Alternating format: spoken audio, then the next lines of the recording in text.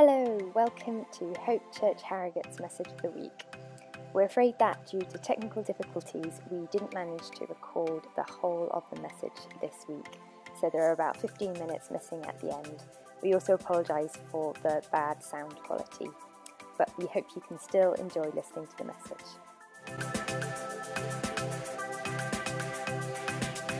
This morning, what I'm going to do is just take a little bit of time to reflect on some of what we've seen God do amongst us and through us, and also set the scene a little bit for the term ahead. I want to say a very big thank you to everyone that's spent time, energy, effort getting church in the flesh happening again in these last 4 months. It is most more undertaking, and there are a number of people who have put in hours and hours of effort to make it happen. So thank you so much. Thank you. I mean, they're not here, but we've got kids team back up and functioning out of the room right now. Refreshment started again today, and it's been a real team effort. So thank you to everyone that has put that time in. As I've said, we're going to do 3 weeks on vision today, looking back. Next 2 weeks, looking a bit more currently and forward. And out of these 3 weeks, we're going to do 2 things. The first is we're going to pray together. And so if you've got a diary, I would like to get it out and to put in that on the evening of Sunday the 17th of October, we're going to pray together. We'd love to call you, if this is your church, if this might be your church, we would love you to come and pray. We're going to pray on the evening of Sunday the 17th into what we're sharing in these 3 weeks. The other thing that's going to come out of this series is leading up to our special offering this year, which will be taking place in November, so we're going to talk a little bit about that in the weeks to come. I'd like to give you notice before we say, hey, put your hand in your pocket, let's give to what God's doing. Because that's helpful, isn't it? You can prepare yourself, you can look at your finances, work out what you might do. So we've got a special offering coming up in November, and then after all that, did you know there are 11 Sundays left until Christmas? Just turn to the person next to you, pray for them, bless them as Christmas accelerates towards us. We're doing 3 weeks on vision, and then for those of you who like to get ahead, not just in praying, not just in getting ready to give, but in also getting ready for the preaching series that's coming. We're going to preach through 1 Peter through the rest of this term. So hey, you're one of those people who likes to be prepared, go away, read 1 Peter a few times. It will help prepare you for all that's in store. 10 years ago, if you'd gone around the room and asked the 40 people why they were at Hope's launch service, you would have undoubtedly got a variety of answers. I'm sure some people had been dragged there.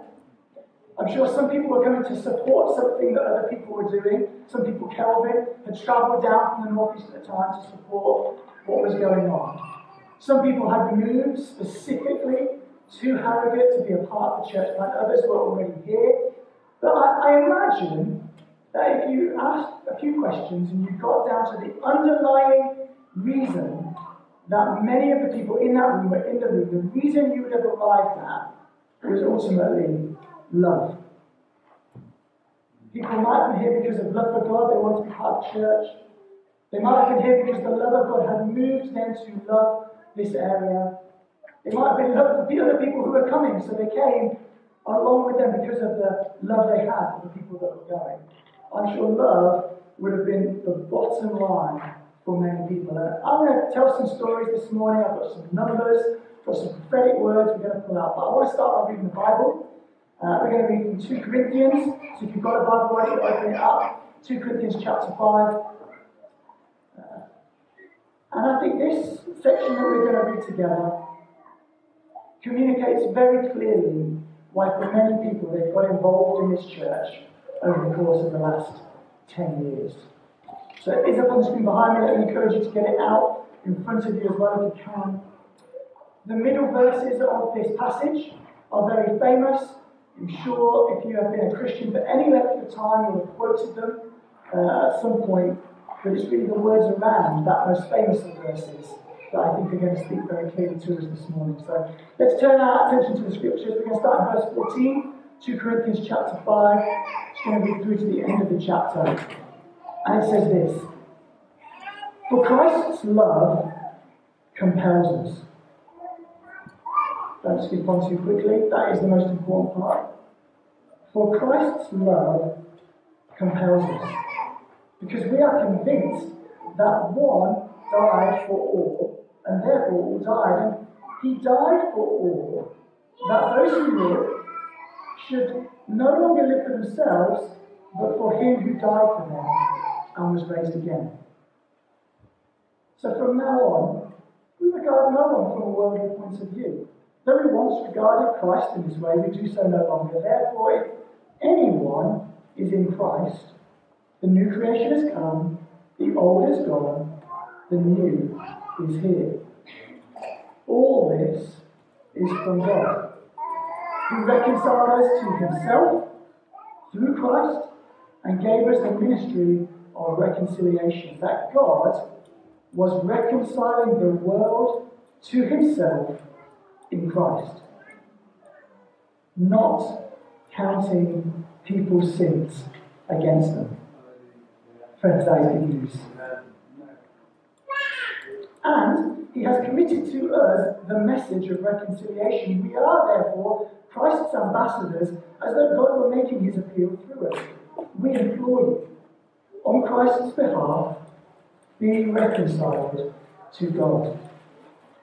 God made him, Jesus, who had no sin, to be sin for us, so that in him we might become the righteousness of God.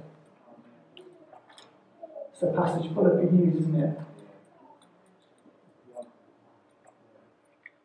It's poignant, I think, for us today as we reflect on love, the reason that we exist, the reason that we're here is God in his love has moved in us, caused a love for him in our hearts and a love for the world around us.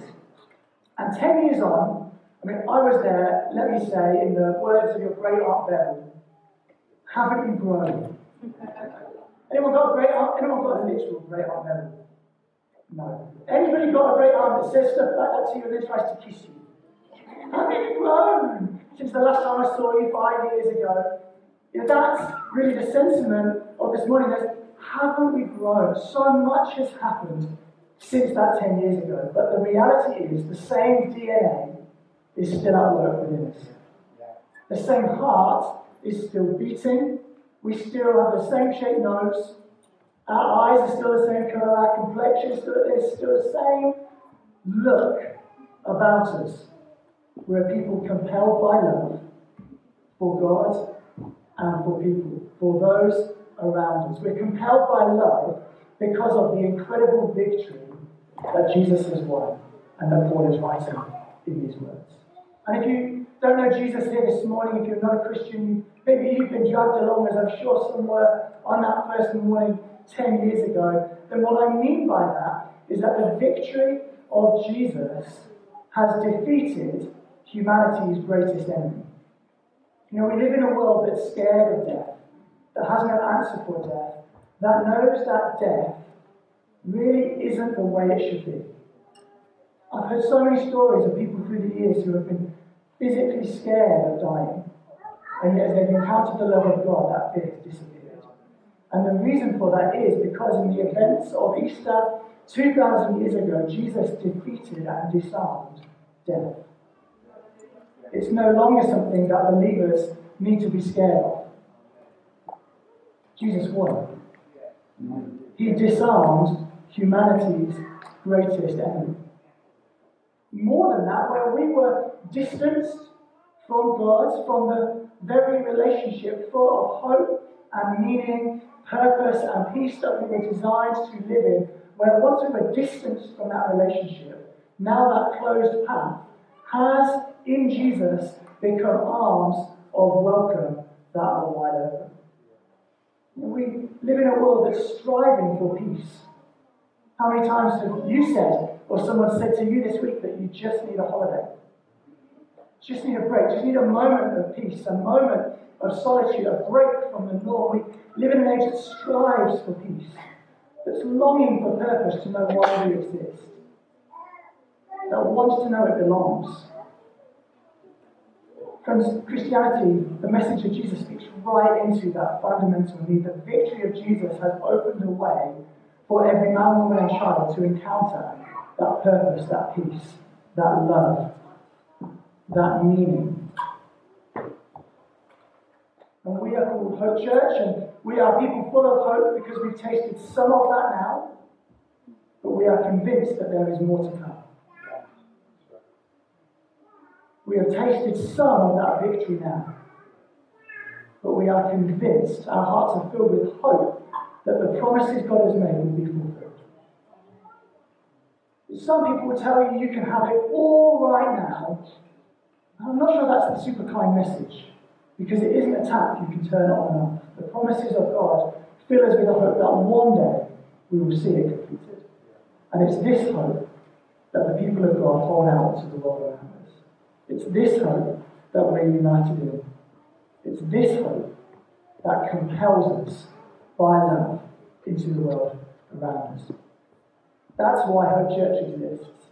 That's why Hope Church was brought into being. That's why we keep on going. That's why so many people have put so much time and effort into enabling us to be together again in this room this term. And that's what's caused all that we've seen happen in the last 10 years to happen. I've been crunching the numbers this week. It's been a really fun job. I mean, I'm a maths geek, right? So the numbers is fun anyway. But these numbers are fun and encouraging for more than just the value of numbers. Is that okay? If you don't like numbers, this is still good for you. We've got the next slide. So I reckon, from my calculation, the last 10 years of Hope, we've seen 60 people respond to Jesus for the first time. 60 lives fundamentally altered because they've encountered Jesus. I've actually discovered there's an extra baptism that happened before I came. So 45 people have been baptized in this church in the last 10 years. More people than are in the room. Lives are utterly impacted and altered through the course of this church. And my heart, I don't know about your heart, as you hear these numbers, my heart says two things. My heart says, wow, and more. My heart says, wow, God. And I know the names of all these people because I've got a spreadsheet. My heart goes, wow, God. The stories that are implicit in these numbers, the changed circumstances, the perseverance, the healing, the restoration, the hope that's come to some of these stories. Wow. Yet, Lord, it makes me want to see more. And I have the privilege not just of having a spreadsheet with names on, but standing at the front of the room today and looking out, and I know many of the people in this room. And I know many of your stories. I know much of what God has done in your life through this family during the last 10 years. And we could probably make a line of people and fill the rest of the day as stories of restored hope, stories of purpose, stories of family, stories of salvation are told again and again and again. There are many, in fact, who aren't on those two numbers, whose stories are perhaps the most powerful. I can tell you the story of the little girl who was given a 0% chance of life while she was in the womb, and as we prayed, something moved and she's alive and we enjoy amongst us. I can tell you the story of someone whose sense of smell was not there at birth, but at the age of 40-something was restored after someone prayed and fasted for them. I can tell you countless stories of pain disappearing, of marriages finding hope and restoration where there was desperation, of people utterly disillusioned with church and with God, who found an oasis, who found a place of still water, who found a pasture they can sit in and find healing. Many of you know one of those stories is your story, and you're sitting there going, yeah, that was me. There are stories of people recovering out of deep depression, suicidal thoughts. Stories like we already heard this morning of those who thought they couldn't have children who have had children. People who are still in that place believing that God will help them in their greatest desire. And the perseverance that they're going with is a result of hope in their life that God isn't done yet. And this church is an exciting place to be. Wow. Oh, but God, more. Oh, Lord, we long for more. We've seen on the right-hand side of that slide as well 3 initiatives, projects birthed out of this church as well. We've got the village assisting new families with the baby bank. Helps hundreds of families in this town very practically in the last 4 years. 6 years. School Uniform Bank recently started helping families further along with other children too. Much more to come. Wow! More. We've seen a Reflect Pregnancy Crisis and Pregnancy Choice Centre open up in Harrogate. Our own Tanya Allen pioneered that. She's not here today. She actually on a pregnancy crisis training today. But she pioneered it in Harrogate, oversees the whole of Reflect now. Part of this church. What a great joy to have assisted many women and couples in an hour of deep, dark need. We've sent a team off to North Vancouver to plant Tidal Church and to hear backstories from them, seeing people respond to Jesus, seeing hope brought on the other side of the world. It's just so heartwarming, so joy-inducing. Yet, Lord, more. There are so many stories. As a family, we've often talked about a vision statement, I guess, in the bottom left of that screen. That hope is to be a family of different people. And let me tell you, the names on my spreadsheet represent so many different types of people I would never have believed it possible in a place like Harrogate 10 years ago. A family of different people united by one hope, sharing one heart for the nations. And I've got another slide, which is a world map. And again, just like naming people, I'm sure I'll have missed people.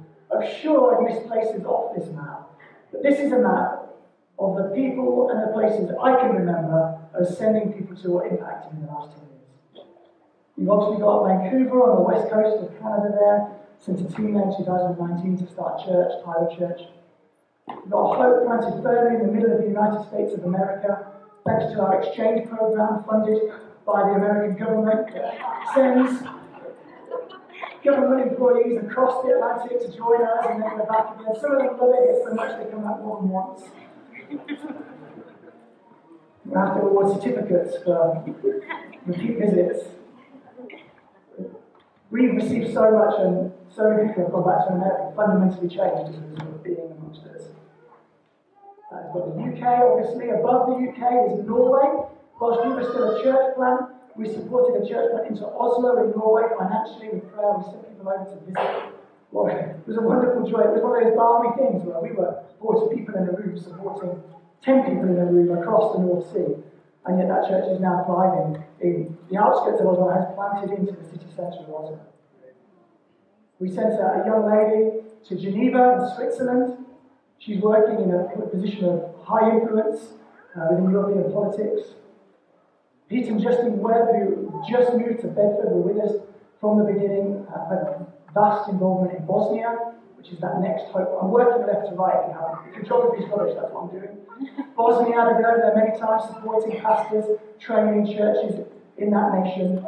If you go down, you've got Zambia, that's the bottom one. In Africa, we've had Joseph Mwilla, who leads a church in Kitwe. Zambia with us, friend of the church. We've supported financially many projects there, helping women find employment, sustainable employment things, microloans. I'm just rambling from my Pete's nodding, that's about right. We've also sent 2 phenomenal members of this church over to serve there in short term. Pam has been over helping them set up a cafe in Zambia, helping them put young girls to work in a cafe, teaching them the skills of a lifetime of baking experience. And we sent another lady over called Veronica who helped them set up all sorts. You move up Africa, you get to Kenya, you meet our friend Fred. Hands up, you met Fred in Zoom the last 18 months. There were many consequences of not meeting physically. One of the great blessings was basically having a guy from Kenya who belonged to our church in Harrogate for 18 months. He enriched us, didn't he, Fred, in many ways. And we're supporting him in friendship, we're supporting him in finance. He's supported us in all sorts of ways too. And he's currently in the process of planting into Nairobi, the capital of Kenya. We're looking to see how we might support him in that adventure. Fly across the Indian Ocean, you get to Cambodia. You've got Ruth with us, support.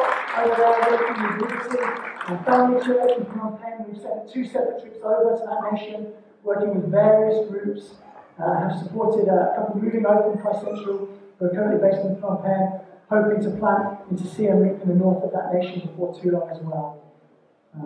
Australia, we have a much-loved family who are part of this church for many years in Alice Springs, which is the back end of nowhere, apparently, in Australia. And no offense to anyone from Alice Springs. Anyone in the house from Alice Springs? Yeah, great, hi. You know that you're here on Peter Lucian's recommendation. Right? Their words, not mine. And at the far right of the screen, Hope planted there in the Pacific Ocean, Fiji, where we had the joy of sending a couple of medics, a dentist and a doctor, out to a medical mission. They worked in Fiji, later in Canberra, and other places. Friends, when we talk about sharing one heart with the nations, it astounds me what we've been able to do from little old Harrogate over the last 10 years. Very few of these things, it's worth saying, actually have a Hope badge on them. But we played our part, right? We've loved, we've prayed, we've given, we've sent, some of us have been. And the danger of putting a map up like this and talking like this is there's a glamorising of the going. I want to say very clearly that those who have gone are not better in any way, shape or form than those who have not gone to the ends of the earth. In fact, often the sacrifice of staying is higher, and those of us who have been a part of this church for a while will be able to count the cost of sending good, dear friends across the world and having to go again and making relationships. Many of us have prayed our socks off for folk who have gone, prayed our socks off for situations around the world. We've given sacrificially of our finance in order to help those around the world. And more than that, those of us who have stayed still go in our everyday life. We just don't go to glamorous places like Fiji and North Vancouver. We go to the end of our street and to our neighbours and to our workplaces and to our families. Friends, we have touched the nations. Even within the UK, and my map skills weren't good enough for this, we had 1 year in the life of Hope Church where we sent a young man to join a church plant at Oban, which is like high, right? There's not much of Scotland. I'm sure there's loads of Scotland. There's not many people in Scotland who go Oban. We sent another couple to St Austell, which is on the very south coast of Cornwall, believing for God to do something, and they're seeing him start something in that town now. We sent another couple in the same year to Hull on the east coast. And we tried to send someone to the west coast, but it didn't happen. But we sent it as far as we can, all sorts of places across the UK. Such an incredible privilege from this little town in a rural county in the north of the UK to be touching significant places and the nations just by going about our normal lives. What a joy to have been a part of what God's done in these last 10 years. And there is a joy, a deep joy in remembering many of these stories. I'm sure there's a lot more, and you might find that if you go asking after church, outside of the foyer, you'll hear more good stories of things that people have seen God do in their lives as part of this church family. But it is also right to lift our eyes to what God is doing now and is going to do in the time to come. Because, friends, as I've already said, it's the same DNA that forms who we are, the same blood coursing in our veins. Our eyes are still the same colour, our nose is still the same shape. Our great aunt Beryl will still say to us, "Wow, haven't you grown?" That's what's in our future. We're going to be a people compelled by love and sharing hope with the world around us. When hope was planted, many of you would have been given, if you were here, one of these Vision and Values booklets. Can I get a group if anyone's ever seen this special booklet? Mine's so old, the pages are actually stuck together because the glossy bit has started to fail. But in here, John and Kate wrote in their letter, this is the next slide, Physio. This is what they wrote. Before they even moved to Harrogate, this is what they've written down on paper, 2010. Our vision is to bring lasting hope that doesn't disappoint to the 160,000 people who live in and around Harrogate. Friends, that vision is still before us. we celebrate 60. And we say, God, we want to pray for the 160,000. And let me be really clear. People were doing this before we got here. This isn't a call that rests only on our shoulders. There are many other good churches in Harrogate and around doing this as well. But the call of God upon us is to play our part in seeing hope taken to the 160,000 people in our town and the area around, whose hope is currently in things that will disappoint them. Because there is a hope that does not disappoint, that's found in Jesus. Back in the spring, we had a half night prayer. Hasn't we there? Good Friday, we were there on Zoom together praying. Put it look into the future. We shared a few prophetic words. You can put the next slide up, Susie, if you like. And we shared 3 prophetic words that we've really been stirred about as an eldership team over the course of COVID as we've been praying, God, what does life, the other side of this, look like? And we talked about the picture of hope as being like an army base. You've probably heard this before if you've been with us any amount of time. A place where people are healed, there's a hospital where people find healing, a school where people are equipped, and runways pointing out all sorts of directions people go, taking hope to the world around.